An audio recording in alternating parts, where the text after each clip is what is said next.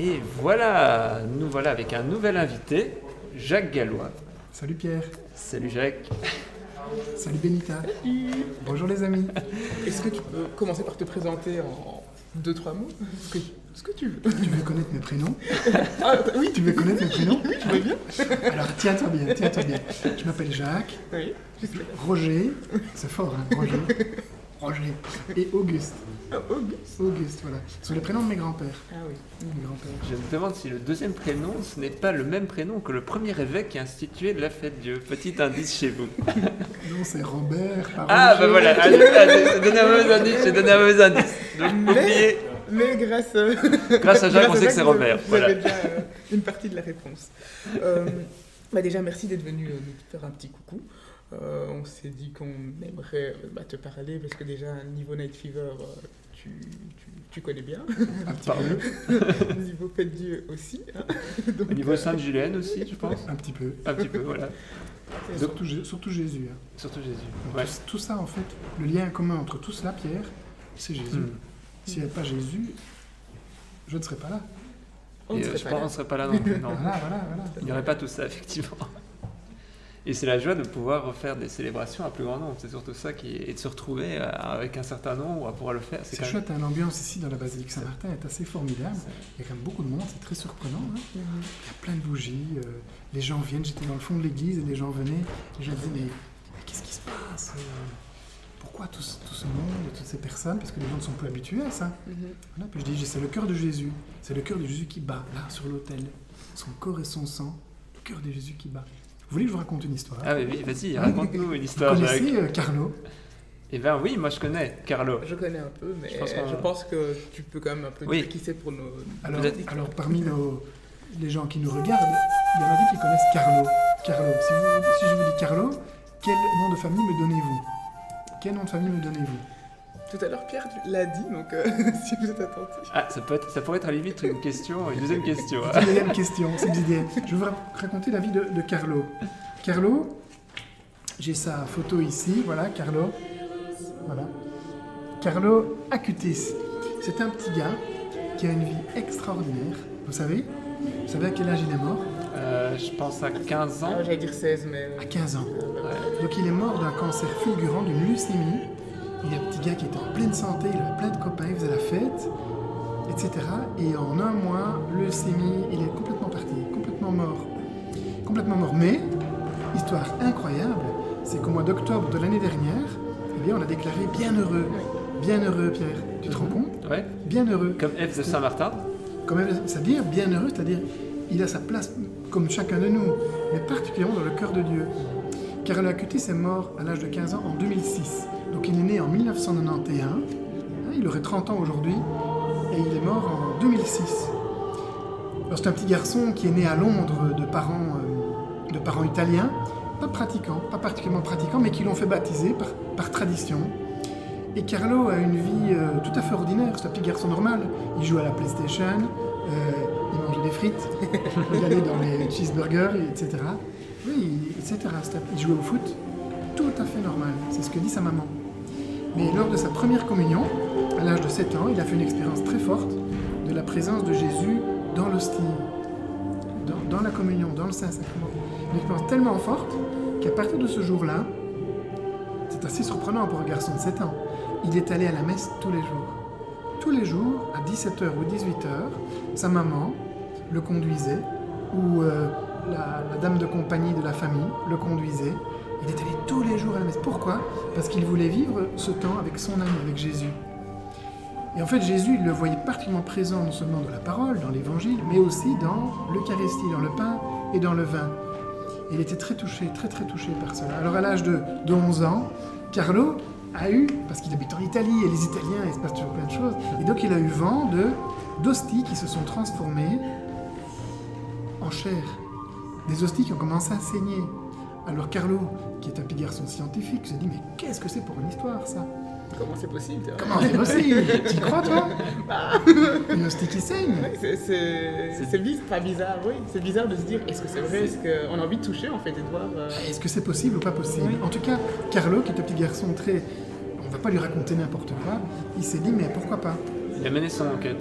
Et alors il a commencé à mener son enquête. Et tout a commencé dans l'an 750, à Lanciano, un petit village en Italie, où un prêtre, lorsqu'il célébrait la messe, eh bien, il a douté de la présence de Jésus dans l'hostie. Et l'hostie a commencé à saigner. Alors au début, il s'est dit, mais qu'est-ce que c'est que ça? Qu'est-ce que c'est? Mais il y avait un corporal. Un corporal, c'est la pièce de tissu sous le calice qui a récolté les taches de sang. Alors on a gardé ce corporal. Aujourd'hui, il est toujours visible en Italie, à Lanciano. Des scientifiques ont fait des études sur ce petit morceau de tissu. Alors à l'époque, on aurait pu dire que c'était du sang de mouton, que c'était du sang de vache, que c'était un faux, que c'était n'importe quoi. Eh bien non, non Pierre. Sais-tu ce qu'il y avait comme sang dessus? Ce qu'on dit les scientifiques. Un groupe sanguin extrêmement rare. Vous savez, le groupe sanguin, on est A, on est B, on est AB, on est O, et puis on a un résus, moins ou plus. Voilà. Eh bien, le sang découvert sur le tissu corporal de Lanciano, c'est AB+. Alors, AB+, il n'y a que 3% des personnes sur Terre qui ont ce groupe sanguin. Et il est très particulier pour deux raisons. La première, c'est qu'on appelle ça un receveur universel. Donc, on peut recevoir du sang de tout le monde. Je peux recevoir du sang de quelqu'un de A, de B. Vous savez ça? Si vous êtes à l'hôpital, eh bien, tu es B, par exemple, tu ne peux recevoir que du sang B. Je suis B. Tu es B. B moi en plus. B comme Benita. Voilà. B comme Benita. Ouais. Et donc, ce sang, c'est du AB+. Alors ça, c'est une seule histoire. Mais Carlo en a recensé 136. Donc l'Église a reconnu 136 histoires comme cela. C'est incroyable. Il y a des milliers de personnes qui ont dit que ça leur est arrivé, mais l'Église doute de ça. L'Église dit non, je n'y crois pas. Je voudrais des preuves. Et l'Église en a reconnu 136. Par exemple, aujourd'hui, c'est la fête Dieu. À la base de la fête Dieu, eh bien, il y a un miracle eucharistique qui a perturbé très très fort le pape de l'époque. Et c'est ça qui a servi de déclencheur. Tu connais cette histoire-là? J'ai déjà entendu, mais je ne saurais pas la faire. Là, de nouveau, c'est dans un petit village en Italie. On est en 1262, quelque part par là. Le pape, en fait, est un prêtre qui est passé à Liège, qui est devenu pape, premier pape liégeois. Donc il avait entendu à Liège qu'il y avait le désir de faire une grande fête pour le Saint-Sacrement, pour l'hostie. Mais il se demandait en tant que pape, qu'est-ce que tu veux que je crée cette fête? Jusqu'au jour où un prêtre qui vient de Tchéquie, d'Allemagne, qui descend à Rome, est pris de doute lorsqu'il célébrait une Eucharistie dans un petit village d'Italie. Et de nouveau, que se passe-t-il? Eh bien, l'hostie commence à saigner sur le corporal. Incroyable. Mais là, on ne se trompe pas. Le pape est à 5 km, il entend parler de l'histoire, il débarque. Mais pas tout seul, avec le gros cerveau de l'époque qui s'appelait saint Thomas d'Aquin. Ah oui. C'est pas n'importe qui. C'est balèze. Voilà, c'est comme si on disait aujourd'hui, voilà, le docteur Raoult, ou bien en tout cas une sommité scientifique, un prix Nobel débarque, quoi. Le Thomas d'Aquin, c'était quand même un gros cerveau de l'époque, on ne lui racontait pas n'importe quoi. Et donc ils ont attesté que c'était un miracle eucharistique, c'est-à-dire que ça avait saigné. On a refait des études récemment, de nouveau, sur le sang. Quel est le groupe sanguin qu'on a trouvé? AB+. AB+. Et donc, il n'y a que 3% des gens qui ont B+, mais c'est le groupe sanguin dominant en Palestine. C'est interpellant. Hein? Ah oui. Alors, il y a le pape François a eu la même chose, par exemple. Quand il était évêque à Buenos Aires, en 96, il y a une hostie qui traînait par terre à la fin de la messe. Alors, on l'a récupérée. C'est la présence réelle. On ne sait pas si elle était consacrée ou pas. Dans le doute, on l'a mise dans un verre d'eau dans le tabernacle. C'est la règle. Vous trouvez une hostie quelque part, on la met dans un verre d'eau dans le tabernacle. Pourquoi? Tu sais pourquoi? Ça, non, par contre. Parce que tant que l'hostie est complète, eh bien, pour nous, catholiques, c'est la présence de Dieu, pleinement présente dans le pain. Mais une fois que le pain est complètement dilué dans l'eau, ben, la présence réelle n'est plus présente. C'est le mystère de la transsubstantiation. Carlo Acutis, à l'âge de 12 ans, a fait une vidéo pour expliquer la transsubstantiation. C'est extraordinaire. Mais donc, une fois que l'hostie fond, et qu'elle est complètement dissoute dans l'eau, pour nous, catholiques, il n'y a plus la présence de Dieu. C'est pour ça que tu trouves une hostie, tu la mets dans un verre d'eau dans le tabernacle. Après un mois, en Argentine, l'hostie a commencé à saigner, l'eau est devenue toute rouge. Il y a des photos sur Internet, on voit ça. Alors le prêtre s'est dit, oh là là, qu'est-ce que je vais faire de ça? Il ne va pas en parler. Après 2 ans, il y avait toujours de l'eau rouge dans le verre d'eau, avec un petit morceau qui était un petit peu bizarre, petit morceau comme ça dans l'eau, on ne sait pas trop dire ce que c'était. On en a parlé à l'évêque, qui était Bergoglio. Bergoglio, c'est celui qui est devenu pape. Jésuite. Tu connais un petit peu les jésuites? Je connais un petit peu les jésuites. Un petit peu les jésuites. Et donc, qu'est-ce qu'il a dit, le jésuite? Il a dit, on va se poser les questions. Ah. On va se poser les questions et on va l'envoyer à New York. Et donc, ils ont mis le petit morceau de tissu et le petit morceau de chair dans un tissu qu'ils ont envoyé à New York, dans un laboratoire qui ne savait pas du tout ce que c'était. Ils ont fait l'analyse, le groupe sanguin du petit morceau de chair. AB+. AB+. avec plus, incroyable. Et le médecin qui a analysé ça s'est dit c'est très bizarre, parce qu'il y a beaucoup de globules blancs sur le muscle. Alors, c'est un muscle myocarde, c'est-à-dire que c'est un muscle du cœur. Un muscle du cœur, comme les autres en fait, c'est tous des muscles du cœur, et il est rempli de globules blancs. Alors, qu'est-ce que ça veut dire pour un expert? Il a dit, c'est très bizarre, parce que ça veut dire qu'on a prélevé ça sur un organe vivant, sur quelqu'un de vivant. Et comme il y a beaucoup de globules blancs, eh bien, cette personne a dû avoir un stress très important. Cette personne a dû mourir d'un stress assez important. Comment avez-vous trouvé ce morceau de chair? Écrit-il au professeur d'Argentine qui a mené l'enquête. Alors on ne peut pas dire que c'est Jésus, on n'en sait rien du tout. Pour nous catholiques, c'est un signe, c'est comme le linceul de Turin. Est-ce que c'est le tissu qui a enrobé Jésus? On n'osera jamais dire que c'est Jésus, parce qu'on ne sait pas le dire. Mais en tout cas, ce sont des signes qui éveillent notre foi, qui stimulent nos sens, pour nous dire, ben oui, Jésus est vivant. Jésus est vivant. Et dans l'Eucharistie, c'est le cœur de Jésus qui bat.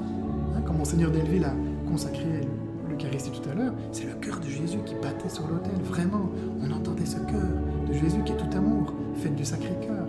C'est vraiment beau. Et Carol Acutis, à l'âge de 14 ans, il a publié son site internet et il y a déjà eu des milliers d'expositions dans le monde. Et donc ici à Liège, eh bien, nous avons décidé de faire cette expo. Donc on a imprimé tous les panneaux que Carlo a préparés sur son site, on les a imprimés sur des roll-up et c'est maintenant exposé au sanctuaire de Sainte-Julienne de Cornillon. Donc voilà, maintenant qu'on peut refaire beaucoup de choses, ça fait partie d'une activité Sympa, qu'on peut, Voilà. on peut aller faire, une chouette activité. Et on peut y aller de quand à quand, Jacques? C'est jusqu'à quand cette exposition? Alors on peut aller visiter l'exposition de demain vendredi soir, on inaugure à 20h avec un petit groupe de personnes invitées. Et à partir de samedi matin, ce sont les visites publiques. Donc le week-end, c'est ouvert de 9h à 18h, samedi, dimanche. En semaine, c'est ouvert tôt le matin ou bien plutôt fin l'après-midi. Le mercredi après-midi, c'est ouvert pour les familles. Et on fait des soirées thématiques. On a déjà 5 groupes qui nous ont demandé pour réserver l'exposition, 5 soirs d'affilée. Et en fait, ce sont des panneaux faits par Carlo, un garçon de 14 ans, qui se pose la question et il se dit, mais qu'est-ce que c'est? Et par exemple, il a identifié 7 miracles eucharistiques en Belgique. Tu peux nous les citer? Oui, certains en tout cas. Donc, Ou alors, il y a- il faut qu'on aille à l'expo. Alors, Benita est quand même animatrice de quoi? Jeune. Non, pas Non, pas non, n'importe non. quoi. Pas de n'importe quoi. Du mouvement eucharistique Du des jeunes. mouvement eucharistique des jeunes. Alors c'est pas n'importe quoi, c'est pas de la petite bière. Ouais. C'est D'ailleurs, le mouvement eucharistique On des fête jeunes. aussi notre fête, la fête du Mège, c'était dimanche passé, quoi. Voilà. Et donc le Mège est le bienvenu pour venir visiter l'expo, pour découvrir. Donc vraiment cette Eucharistie de ce point de vue-là. Donc il y a comme ça des groupes qui ont réservé le lieu, ça va être sympa. Ça va être très chouette. Mais surtout, on rentre un petit peu dans l'esprit de Carlo, 14 ans, qui se dit mais qu'est-ce que c'est cette histoire? Est-ce que je peux le croire ou pas le croire? Mais tu sais, Pierre, quand l'Église est face à des phénomènes prodigieux comme cela, l'Église est très Très méfiante. sceptique, oui.